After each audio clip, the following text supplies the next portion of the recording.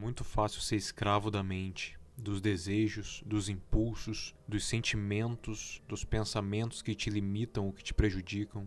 É muito fácil seguir os comandos dos seus impulsos emocionais que te fazem cair no ciclo dos desejos que nunca te satisfazem realmente e que te fazem correr atrás do próprio rabo em busca de algum tipo de preenchimento que nunca acontece.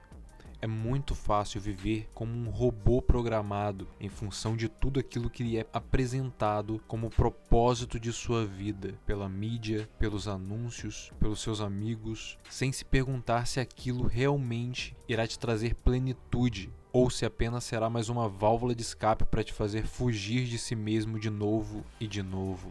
Porém, existe um caminho mais difícil, um caminho que talvez você levará a vida toda para percorrer e por muitas vezes, assim como eu, irá se perder e voltar para a estrada anterior da escravidão por algum tempo, até se reencontrar novamente. E esse é o caminho da autoobservação, do autoconhecimento.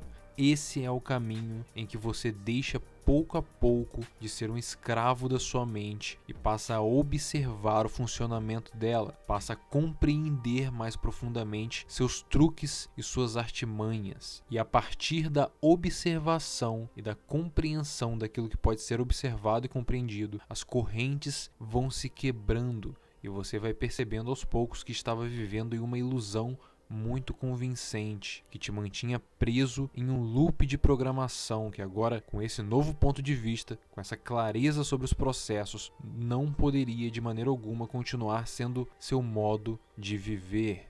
Mas você deve estar se perguntando por que deixar a vida hedônica ou de escravo dos desejos de lado e seguir esse caminho muitas vezes confuso de autodescobrimento e renúncia pelos prazeres de fácil acesso que temos disponíveis hoje em dia. Por que não continuar sendo um escravo da mente e perpetuar o desejo e a busca incessante por prazeres passageiros que nos satisfaçam como um ratinho de laboratório recebendo uma dose de endorfina a cada 30 minutos? Bom, no meu caso, os 3 principais motivos são: primeiro, a conclusão lógica que parte da observação de como o processo do desejo e da realização do desejo funciona. Saciamos um desejo, segundos depois outro desejo entra no lugar e assim a máquina continua funcionando até nossa morte. Geralmente não paramos para nos perguntar por que exatamente estamos seguindo o sentimento do desejo e se a realização desse desejo realmente irá nos trazer plenitude e uma sensação de bem-estar mais consistente a longo prazo ou será apenas trazer mais um sentimento de prazer passageiro seguido de um vazio existencial ou até mesmo de um outro desejo aleatório derivado do anterior.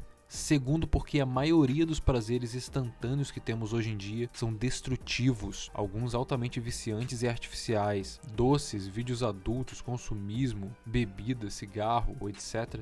são prazeres que provavelmente não irão te trazer plenitude. Podem ser altamente viciantes, fortalecendo o seu laço de escravidão com seus impulsos emocionais, além de serem altamente destrutivos a longo prazo, podendo trazer consequências graves para sua vida. Alguns até mesmo se realizados uma única vez. Você pode argumentar que tudo em excesso faz mal, que não necessariamente um prazer passageiro será destrutivo, principalmente se for realizado com moderação. E eu concordo em certos casos, mas ainda assim eu prefiro analisar bem as consequências antes de me entregar a um desejo. Analisando racionalmente as consequências, você não estará sendo um escravo cego dos seus impulsos. E geralmente por meio dessas análises, eu chego à conclusão que não vale a pena realizar o desejo, que o prazer passageiro não fará sentido algum, que há meios mais saudáveis para eu me sentir melhor e que as consequências negativas pesam mais na balança do que as positivas. Já aconteceu de você saciar um desejo potencialmente destrutivo, dizer a si mesmo que só seria dessa vez e acabar repetindo muitas e muitas vezes? Pois é. Terceiro, porque a própria observação sem julgamentos do processo do desejo já faz com que ele passe como uma nuvem passageira em minha mente sem que eu me identifique com ele. A pura percepção do sentimento e do pensamento enfraquece ele e não permite que ele cresça e me domine. Após essa observação, aí sim irei entrar no processo de análise lógica do desejo, para saber se vale a pena ou não seguir o sentimento e realizar ele. Isso acontece em poucos segundos e é resultado do tanto que já pratiquei meditação. Se você começar a praticar meditação, o exercício de observação dos processos físicos e mentais que podem ser percebidos, pouco a pouco isso irá começar a acontecer com você também. Você irá observar o pensamento ou sentimento surgindo em sua mente e não será levado por ele, não irá se identificar com ele. Vai ser como se ele fosse algo externo a você. Dependendo da intensidade do sentimento, de quanto tempo você tem de prática com a meditação, isso pode não ser o suficiente para te manter no controle. Por isso, utilizar a respiração profunda, inspirando pelo nariz e expirando pela boca profundamente, como uma ferramenta auxiliar pode ser necessário. A verdade é que muitas pessoas vivem no automático, seguindo a maioria dos desejos que surgem ou que são empurrados ou programados, como se fossem escravos recebendo comandos de seus mestres. Alguns não sabem medir as consequências da realização dos desejos. Outros até sabem, mas são escravos do prazer passageiro e se deixam levar. E tem alguns que são escravos dos impulsos e ainda por cima não sabem medir as consequências dos seus atos. Muitas pessoas acham que seguir as emoções cegamente e realizar todos os desejos que passam pela mente é liberdade, mas eu vejo que essas pessoas na verdade não são livres, mas sim enjauladas por esses impulsos. É fácil seguir esses impulsos e desejos.